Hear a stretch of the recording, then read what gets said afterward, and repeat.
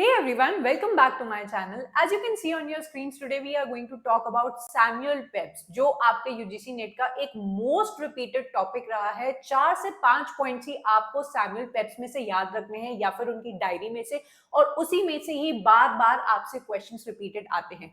My aim in bringing this kind of video will be कि आपके कुछ ऐसे टॉपिक्स आपके सामने लेके आना जिनसे हमेशा एक ही जैसे टाइप के क्वेश्चंस आते हैं। अगर वो सारे क्वेश्चंस को एक जगह क्लब कर दिया जाए और उनसे जितनी भी रिलेटेड इंफॉर्मेशन है वो एक जगह रख दी जाए एक ही वीडियो के अंदर, वो आपके लिए बहुत ही ज्यादा बेनिफिशियल होगा। आप वो वीडियो देख लेंगे एंड उसको देखने के बाद यू विल एग्जैक्टली नो कि इस टॉपिक में से बस इतना सा ही हम लोग को कंटेंट लर्न करना है एंड इतने ही क्वेश्चंस बार बार पलट पलट के आते हैं। So on that note we are quickly going to start our video and see कि आज के हमारे इस वीडियो में हम लोग फुल एंड फाइनल कंप्लीट तरीके से सैमुअल पेप्स को किस तरीके से डील करने वाले हैं। तो आइए लेट्स गेट स्टार्टेड।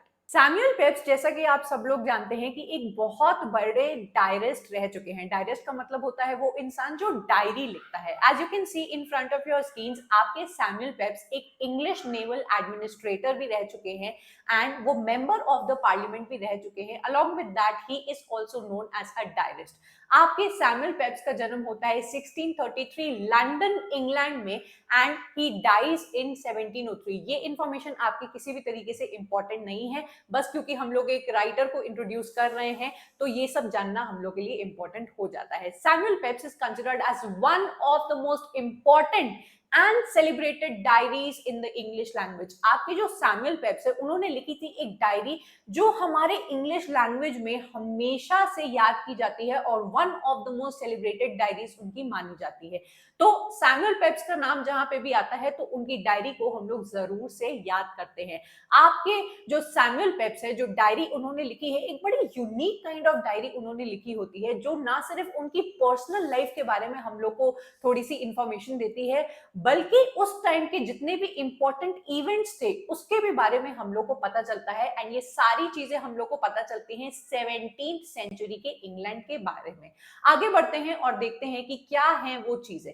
उससे पहले हम लोग ये चीज जरूर देखना चाहेंगे कि डायरी, हम सब लोग इंग्लिश लिटरेचर के स्टूडेंट्स हैं, अगर हम लोग आज से 2 साल पहले एक डायरी लिखते तो हम लोग उसमें डीमोनेटाइजेशन, नोटबंदी के बारे में लिखते, जो कि एक मेजर इवेंट हमारे जिंदगी में हुआ था। देन हम लोग कोरोना की महामारी के बारे में लिखते कि एक बीमारी आई थी जो बहुत बुरी तरीके से लोगों में फैल गई थी एंड उसके होने के बाद लोगों की जो पूरी पूरी पॉपुलेशन है वो बहुत बुरी तरीके से खत्म हो गई। लोग क्वारंटीन में रहे। हम लोग कर्फ्यू के बारे में बताएंगे, किस तरीके से हम लोग को फाइनेंशियल क्राइसिस को फेस करना पड़ा था। ये मेजर इवेंट्स के बारे में हम सब लोग लिखेंगे। सेम उसी तरीके से आपके सैमुअल पेप्स ने भी कुछ ऐसा ही काम किया है। But being a literature student हम सबको ये बात क्लियर होनी चाहिए कि डायरी क्या होती है। एक रिटन रिकॉर्ड होता है बेटा, आपके पर्सनल एक्सपीरियंसेस का, आपकी थॉट्स का, आपकी फीलिंग्स का, या फिर आपकी ऑब्जर्वेशंस का। जरूरी नहीं है कि एक इंसान बाहरी दुनिया के बारे में लिखना चाहे तो वो सिर्फ वही लिखेगा। आपके पर्सनल एक्सपीरियंसेस, आप क्या फील करते हो, आप अगर किसी से बात नहीं कर पाते हो तो आप एक डायरी में डेली के बेसिस पे कुछ ना कुछ लिखते हो। तो आपकी डायरी के 2 बेसिस काम हो सकते हैं। एक होता है पर्सनल आउटलेट, आप पर्सनल अपनी बातें लिख सकते हो अपनी डायरी के अंदर, या फिर अगर आप कुछ रिकॉर्ड करना चाहते हो, डॉक्यूमेंट करना चाहते हो मेजर इवेंट्स के बारे में जो आपके चारों तरफ हो रहे हैं, वो आप अपनी डायरी में लिखते हो। और ये 2 काम आपके डायरी के हो सकते हैं। अगर हम लोग डायरी के जॉनरा के बारे में बात करें कि डायरी आपकी फेमस कब हुई थी या कब सबसे पहले डायरी आई थी, तो आपकी 16 टू 17 सेंचुरी के टाइम पे ही आपकी डायरी का जो जॉनरा है वो इमर्ज हुआ और पॉपुलर आपका होने लगा। किसकी वजह से पॉपुलर हुआ? हमारे सैमुअल पेप्स के बारे में ये तो हम सबको पता है, but there is one more name which is known as Pietro Aretino, जिसके बारे में कोई बात नहीं करता है। हम लोग जब भी प्ले राइट के बारे में बात करते हैं तो ऐसा होता ही नहीं है कि हम लोग बेन जॉनसन के बारे में बात ना करें, हम लोग हमारे शेक्सपियर के बारे में बात ना करें, हम लोग अगर थिएटर वेबसाइट के बारे में बात करते हैं तो होता ही नहीं है कि हम लोग हेरोल्ड पिंटर और सैमुअल बेकेट के बारे में बात ना करें। तो ऐसा होता है कि कुछ ऐसी आपकी प्लेसेस या कुछ ऐसी उपलब्धियां होती हैं जिसके अंदर आपके फेमस फेमस राइटर्स के नाम हमेशा के लिए स्वर्ण अक्षरों में लिख दिए जाते हैं। सेम उसी तरीके से जब भी हम लोग इंग्लिश लैंग्वेज में बेटा डायरी के बारे में बात करते हैं, so we talk about Samuel Pepys who is famous for writing his most famous diaries. Now, one thing that you have to keep in mind, जो सैमुअल पेप्स ने डायरी लिखी है, ही डिड नॉट इंटेंडेड कि भाई एक दिन आगे जाके इस डायरी को लोग पब्लिश कराएंगे और लोग मेरे बारे में और मेरे लिखे हुए इवेंट्स के बारे में जानेंगे. He never initially intended that this his particular diary was meant for publication. वो बस अपने शौकिया के लिए, शौक के लिए उसको लिखा करते थे. बट आगे जाके जब लोगों को उनकी डायरी मिली तो एक बहुत बड़ा ये सोर्स बन गई, रिसोर्स बन गई आपके हिस्टोरियंस के लिए, स्कॉलर्स के लिए, या फिर फॉर एनीवन इन जनरल जो आपकी 17th सेंचुरी के इंग्लैंड के बारे में पता लगाना चाहता था. ठीक है, अब हम लोग एग्जाम के पॉइंट ऑफ व्यू से बात करेंगे और देखेंगे कि एग्जाम में हम लोग के कौन कौन से पॉइंट्स पूछे गए हैं सैमुअल पेप्स की डायरी से. ठीक है, Pepys was most famous for his detailed diary which he kept from 1660 to 1669. ये आपको याद रखना है कि 1660 में बेटा इन्होंने लिखना स्टार्ट किया है और 1669 में इनकी जो डायरी है मतलब इन्होंने लिखना बंद कर दिया है. Through his diary, Pepys give a picture of England in 1660. 1660 के टाइम का इंग्लैंड कैसा दिखता था, लोग कैसे होते थे, आपको पता लगता है सैमुअल पेप्स की डायरी के थ्रू. आपको ये भी क्लियर होना चाहिए बीइंग अ लिटरेचर स्टूडेंट कि ये जो 1660s का टाइम है ना, ये हमारा रेस्टोरेशन पीरियड का टाइम चल रहा होता है. रेस्टोरेशन पीरियड वही है जब चार्ल्स वन के बाद चार्ल्स सेकंड आपके मोनार्की में आ जाते हैं एंड उनसे पहले क्रोमवेल का राज आ जाता है. उनकी वजह से चार्ल्स सेकंड को अपने एग्जाइल मिल जाती है, वो भाग जाते हैं. बट समहाउ आपके चार्ल्स सेकंड क्रोमवेल की डेथ के बाद जब वापस आते हैं तो वो आपका रेस्टोरेशन पीरियड कहलाया जाता है. इस टॉपिक के बारे में in one of my videos I have talked about in detail and पूरी क्रोनोलॉजी में हम लोग ने बात की है, आप जरूर से वो वीडियो देख सकते हैं. Historians and scholars have used Pepys diary to get better insight into the London life and history. जाहिर सी बात है, अगर हम लोग बात करें डिमोनेटाइजेशन के टाइम के बारे में 2014 या फिर जो हमारा कोरोना आया था उस टाइम के बारे में अगर हम लोग डायरी लिखेंगे, आगे आने वाले 50 सालों में अगर आपके बच्चे वो डायरी पढ़ेंगे तो उनको उस पर्टिकुलर टाइम के बारे में बहुत ही अच्छा इंसाइट मिलेगा कि अच्छा उस टाइम पे ये हो रहा था, मेरे माता पिता ने जिन्होंने भी ये चीजें लिखी हैं, तो उनकी पर्सनल एंड आपकी हिस्टोरिकल डिटेल्स उनको बहुत ही अच्छी तरीके से मिल जाएंगी जो सैमुअल पेप्स की डायरी से हम लोग को मिलती है. Now from the exam point of view this particular first point is very very important wherein you have to take a note कि आपके सैमुअल पेप की जो फर्स्ट एंट्री है, पहली बार जो डायरी खोल के पहले पन्ने पे उन्होंने लिखना स्टार्ट किया, वो पहला दिन कौन सा था? 1 जनवरी 1660. नाउ यू विल थिंक कि ये कौन सी डिटेल है, इसको याद करना भी चाहिए या नहीं. तो आपकी ये जो डिटेल है बेटा आपके एग्जाम में पूछी गई है, यूजीसी नेट में, एलटी ग्रेड में एंड आपके सेट के एग्जाम में इस पर्टिकुलर पॉइंट से आपका क्वेश्चन बना है कि वो पहला दिन कौन सा था जब आपके सैमुअल पेप्स ने पहली बार एंट्री मारी थी या पहली बार लिखना स्टार्ट किया था. So please take a note of this and अपने नोट्स में इसको मेंटेन कर लेना. नाउ हम लोग ने ये बात तो देख ली है कि 17th सेंचुरी के इंग्लैंड के बारे में 1660s के टाइम पे जो कुछ भी चल रहा था उसके बारे में सैमुअल पेप्स हमारे डायरी में लिखा करते थे. लेकिन एग्जाम के पॉइंट ऑफ व्यू से जिन 4 पॉइंट से बार बार आपसे क्वेश्चन पूछा गया है वो दिया है आपके सामने इस व्हाइट कलर के बॉक्स के अंदर.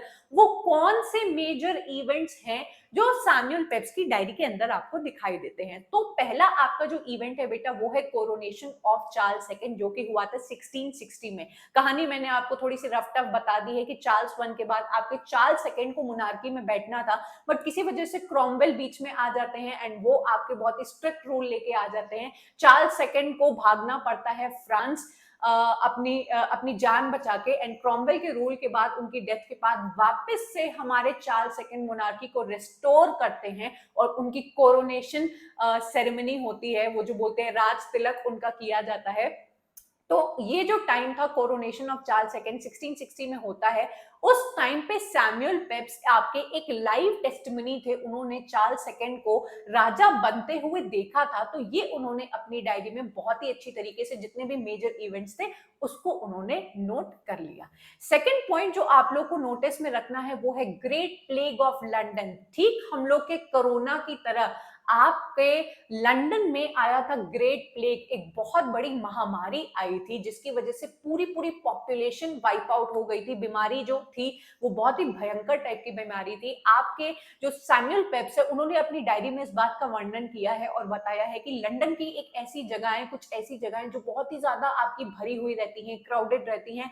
ग्रेट प्लेग ऑफ लंदन जो आया था महामारी के आने के बाद, पूरी तरीके से लोग क्वारंटीन में चले गए थे। ये हमारी हिस्ट्री में एक पहला time great plague of London के जरिए देखा जाता है जब लोग क्वारंटीन हो गए थे, अपने घर में बंद हो गए थे, महामारी से बचने की कोशिश कर रहे थे। तो इसके बारे में उन्होंने जो भी चीजें देखी कि किस तरीके से सड़कें पूरी तरीके से सुनसान हो गई हैं, खाली हो गई हैं, सेम वही चीज जो हम लोग ने अपने कोरोना के टाइम पे देखी थी, उन्होंने इसके बारे में बताया है। तो great plague of London is the second most important event that Samuel Pepys has written in his diary. Okay, third point अगर हम लोग बात करते हैं कि 1665 के तुरंत बाद एक बहुत बड़ी घटना होती है हमारे लंदन में, जो कि थी ग्रेट फायर ऑफ लंदन। एक बहुत बड़ी आग लग जाती है जो आपके आधे से ज्यादा लंदन को जला देती है। आपके सैमुअल पेप्स के भी घर की तरफ ये आग बढ़ी थी और इनको लगा था ये आप कभी भी बच नहीं पाएंगे। तो ये वाइन, कुछ चीज, कुछ खाना ये एक गड्ढे के अंदर डिग करके डाल देते हैं। ये जो वाइन और चीज ये उस गड्ढे के अंदर डालते हैं। बहुत ही महंगी इन्होंने कहीं से मंगाई थी। इन्होंने सोचा कि आग लग जाएगी, कुछ भी बचेगा नहीं, तो मैं इस चीज को सेव कर लेता हूं। बट लकीली इनके घर की तरफ आग जो बड़ी थी वो इनके घर को जला नहीं पाई एंड ये बच गए। एंड हेंस इन्होंने अपनी डायरी में इन सारी चीजों को नोट डाउन किया।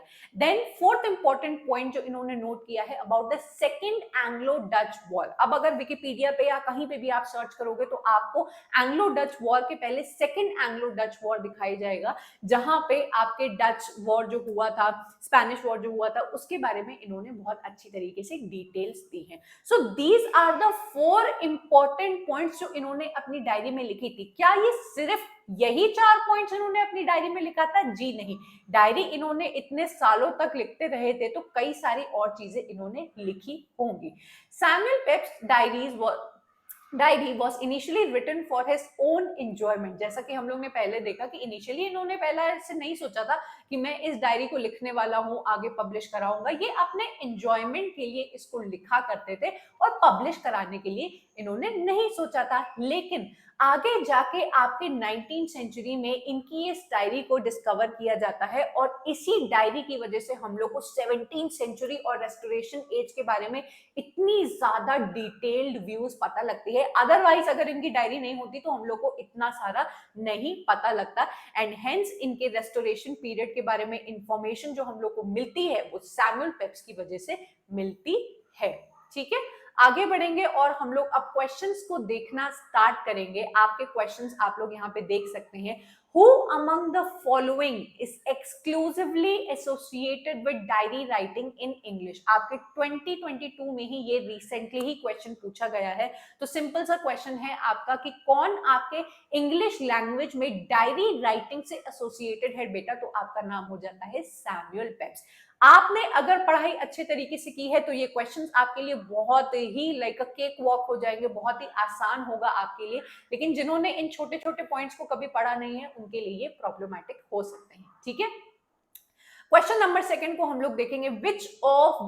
which two of the following events are described in Samuel Pepys diary? आपसे 2020 में ये क्वेश्चन पूछा गया है कि आपकी सैमुअल पेप्स की डायरी में कौन से 2 मेजर इवेंट्स आपको देखने को मिलते हैं? तो वो है आपके the great plague of London and the great fire of London. हम लोग को वॉर ऑफ स्पेनिश सक्सेशन देखने को नहीं मिलता है, एसेक्स रेबिलियन भी हम लोग को देखने को नहीं मिलता है। तो ये हम लोग का आंसर बन जाता है। ठीक है, आगे बढ़ेंगे बेटा। इन सारे पॉइंट्स को, इन सारे क्वेश्चंस को आप लोग जब नोट्स बनाए तो बहुत ही छोटे छोटे तरीके से आप लोग बहुत ही टर्स नोट्स बना के अपने नोट्स में अपडेट कर सकते हैं। क्वेश्चन नंबर 3 को देखेंगे बेटा। ये है हम लोग का Samuel Pep's began his diary. 2015 में ये क्वेश्चन आपसे पूछा गया है कि आपके सैमुअल पेप्स डायरी सबसे पहले दिन लिखना कब स्टार्ट करते हैं? अब अगर आप अपने ऑप्शंस को देखेंगे तो आपको देखने में लगेगा कि यार ये तो हम लोग ने पढ़ा ही नहीं, लेकिन हम लोग ने डेट जरूर से पढ़ी है कि उन्होंने 1 जनवरी को लिखना स्टार्ट किया था, जो कि 1 जनवरी क्या होता है? New years day 1660। तो आपको अपना कॉमन सेंस भी थोड़ा सा इस्तेमाल करना है। ऐसा नहीं कि हम लोग ने 1 जनवरी पढ़ा था और यहाँ पे 1 जनवरी नहीं लिखा हुआ है तो भाई ऑप्शन हमारा सही नहीं बनता है। सबको पता है कि 1 जनवरी is our new new years day and 1660 इनकी जो डेट है जहां पहली एंट्री इन्होंने मारी थी। ठीक है, आगे बढ़ेंगे बेटा। आई होप आपको ये क्वेश्चन बहुत ही ज्यादा इजी लग रहे होंगे ये सब कुछ पढ़ने के बाद। क्वेश्चन नंबर 4 को हम लोग देखेंगे।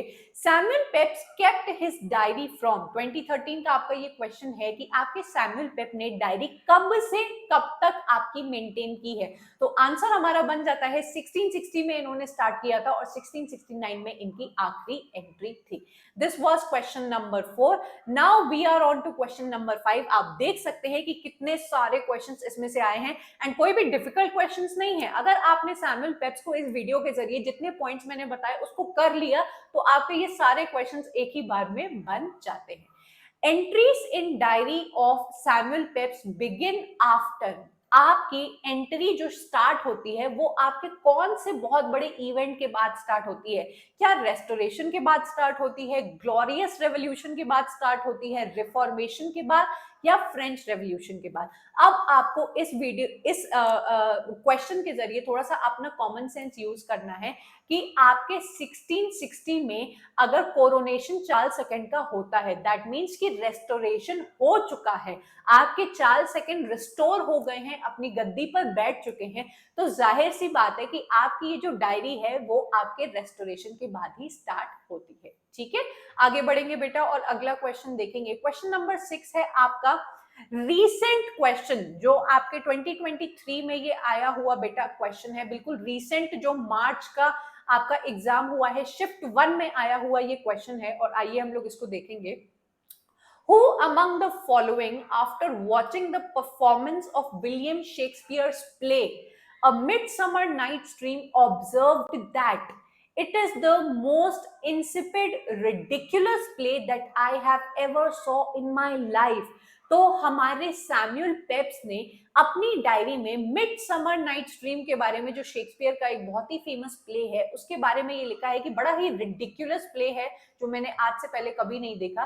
तो सैमुअल पेप्स ने ये आपकी डायरी में अपनी एंट्री में शेक्सपियर के वर्क को रिमार्क करते हुए लिखा है। अब आप सोच रहे होंगे कि मैम ये डिटेल तो हम लोग ने अभी तक पढ़ी नहीं, तो आपके लिए डिटेल ये भी हाजिर है जो हम लोग अभी देखने वाले हैं। समटाइम्स इट हैपेंस ना कि कोई भी नया टॉपिक अगर आपके सामने इंट्रोड्यूस करना है, आई पर्सनली बिलीव कि क्वेश्चन के जरिए अगर इंट्रोड्यूस करो तो वो आपके दिमाग में ज्यादा टाइम तक फिट होता है rather than ट्रेडिशनल वे से कि अच्छा ये आया था इसको पढ़ लेना। आई होप आप सब लोग इस बात से सहमत कर रहे होंगे, अगर कर रहे हैं तो आप कमेंट करके जरूर से बताइएगा। अब आपको ये पॉइंट जरूर से याद रखना है कि सैमुअल पेप्स ने ना सिर्फ अपने पर्सनल एक्सपीरियंसेस के बारे में लिखा है, हिस्टोरिकल इवेंट्स के बारे में लिखा है, लेकिन उस टाइम के जो बहुत सारे पॉलिटिकल इवेंट्स, बहुत सारे पॉलिटिकल लोग एंड बहुत सारे प्ले राइट्स, इनके बारे में भी इनके क्रिटिकल व्यूज थे। एंड सबसे ज्यादा जिसके बारे में इन्होंने लिखा है वो है शेक्सपियर। ये शेक्सपियर के वर्क्स को बिल्कुल भी पसंद नहीं करते थे एंड इनके कई सारे प्लेस के बारे में इन्होंने बहुत ही क्रिटिकल रिमार्क्स दिए हैं। आपके सामने है वो सारे रिमार्क्स जो आपको आगे कभी भी इस्तेमाल आप कर सकते हैं एंड यूज में आपके आ सकते हैं। मिडसमर नाइट्स ड्रीम के बारे में बेटा पहले हम लोग थोड़ा सा ये वाला पैराग्राफ देख लेंगे जो कि है, Pepys as well as being everything we know of him, diarist, philanderer, great chronicler of London, वो एक ग्रेटेस्ट थिएटर के क्रिटिक भी रह चुके हैं और अपनी डायरी में उन्होंने कई सारे सेंटेंसेस, कई सारे प्ले राइट्स के बारे में बेटा लिखे हैं। मिडसमर नाइट्स ड्रीम के बारे में उन्होंने कन्फेस किया है कि ये एक इनसिपिड रिडिकुलस प्ले था जो उन्होंने अपनी जिंदगी में देखा, और ये आपके लिए, ये मुझे ढूंढने में भी काफी मेहनत लगी है, so do appreciate bye liking the video. 29 सितंबर 1662 की एंट्री में इन्होंने ये बात लिखी है। क्या उन्होंने शेक्सपियर के सिर्फ एक ही प्ले के बारे में लिखा है? नहीं, ट्वेल्थ नाइट के बारे में ये लिखते हैं और कहते हैं, so twelfth night acted well though it be but a silly play. Silly play बुलाते हैं ट्वेल्थ नाइट को and not relating at all to the name or day. 6 जनवरी को 1663 की एंट्री में ये ट्वेल्थ नाइट के बारे में ये लिखते हैं। हेनरी 8 के भी बारे में इनके कुछ अच्छे ख्यालात नहीं है, सिंपल प्ले बुलाते हैं आपके इनको। देन ओथेलो और हेनरी 5 के भी बारे में इन्होंने कई सारी चीजें यहाँ पे लिखी हैं। One thing that you have to keep in mind, इन सारे प्लेस की बुराई करने के बाद मैकबेथ एक ऐसा प्ले है जो इनको पसंद आता है और ये लिखते हैं कि मैकबेथ आपका मोस्ट एक्सीलेंट प्ले ये बेटा मानते हैं। Just a second, play in all his respect specially in divertissement. ठीक है, तो आपके मैकबेथ को ये थोड़ा बहुत अच्छा मानते हैं। आई थॉट कि ये इंपॉर्टेंट होगा आप सबके लिए, जब आपसे एक क्वेश्चन शेक्सपियर से पूछ लिया गया है कि कौन सा ऐसा प्ले है जो इनको पसंद नहीं आया, तो कभी हो सकता है कि आगे आपसे पूछा जाए कि शेक्सपियर का कौन सा प्ले आपके सैमुअल पेप्स को सबसे ज्यादा पसंद आया था, विच इज मैकबेथ। आगे बढ़ेंगे बेटा और हम लोग देखेंगे कुछ summarizing things which I have brought for you. I already told you कि ऐसा नहीं हो सकता है कि आके सैमुअल पेप्स ने कि बस वो भाई 4-5 चीजें उन्होंने अपनी डायरी में लिखी है। Here are all the details, all the list of the things that he has mentioned in his diary. Number 1 जो चीज हम लोग ने देखी इन्होंने डायरी में अपने मेंशन की है वो है रेस्टोरेशन ऑफ द मोनार्की, जिसके बारे में हम लोग बात कर चुके हैं कि चार्ल्स सेकंड के रेस्टोर होने को इन्होंने स्टोर किया है अपनी डायरी में। Then great plague of London के बारे में बताया है, ग्रेट फायर ऑफ लंदन के बारे में बताया है, नेवल अफेयर्स के बारे में बताया है, क्योंकि ये खुद एक नेवल एडमिनिस्ट्रेटर रह चुके हैं, तो नेवी के कई सारे इवेंट्स के बारे में बेटा इन्होंने अपनी इस डायरी में नोट डाउन किया है। Then scientific and technological advances, उस टाइम पे साइंस कितनी तरक्की कर रहा था, क्या टेक्नोलॉजिकल एडवांसमेंट्स हो रहे थे आपके प्रेस से रिलेटेड, आपकी लेजर टेक्नोलॉजी से रिलेटेड, उसके बारे में भी इन्होंने अपनी इस डायरी में बताया है।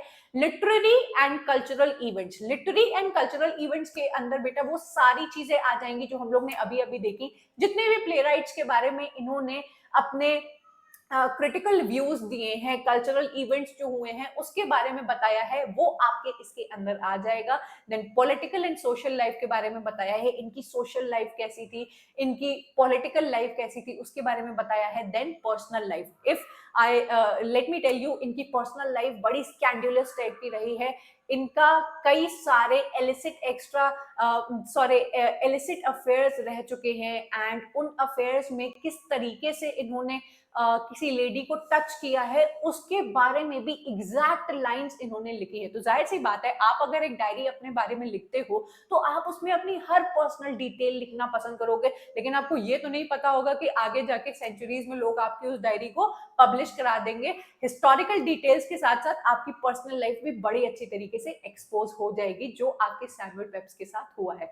So this was the complete detailed video of Samuel Pepys diary, जिसमें हम लोग ने सारे इंपॉर्टेंट पॉइंट्स देखे, उनके सारे क्वेश्चंस देखे जितने भी आए हैं आपके इस टॉपिक से related. Now I have a request from you all, अगर आपको सैमुअल पेप्स से कोई भी ऐसा क्वेश्चन सामने दिखता है जो किसी और इंग्लिश लिटरेचर के एग्जाम में आया हुआ हो, feel free to come on my Telegram channel and आप उसको सेंड करो, सो दैट हम लोग यहाँ पे उसको पिन कर सके। चाहे आप चाहो तो यहाँ नीचे कमेंट भी कर सकते हो उस क्वेश्चन को, तो हम लोग उसको पिन कर देंगे एंड बाकी बच्चों को भी बहुत हेल्प मिल जाएगी कि इस टॉपिक से और भी इतने क्वेश्चंस आए हैं। If you appreciate and you want to watch such videos, जरूर से आप इस वीडियो को लाइक करिए और कमेंट करके जाइएगा और बताइएगा कि आप ऐसे टॉपिक्स को देखना पसंद करते हो या नहीं। ऑल्सो यूजीसी नेट के आपके जितने भी रिपीटेड टॉपिक्स हैं उसकी सीरीज आपकी चलती रहेगी, एंड ये सीरीज आपके लिए बहुत बहुत हेल्पफुल होने वाली है। अगर आपके पास कोई सजेशन है कि मैम इस पर्टिकुलर टॉपिक पे भी आप वीडियो बनाइए, इससे कई सारे क्वेश्चंस बार बार पूछे जाते हैं, तो उसको भी आप नीचे कमेंट करके जरूर से जाइए and I will make a separate video on that. इसी के साथ I am going to end this video. Thank you so much for watching. I hope आपका ये video is worth your time and आपके एक एक मिनट का आपको इससे फायदा मिला होगा। इससे आपके बहुत अच्छी तरीके से नोट्स बन जाएंगे and I will meet you up next in yet another video जो इसी तरीके से आपको बहुत बहुत फ्रूटफुल लगेगा। Bye and take care.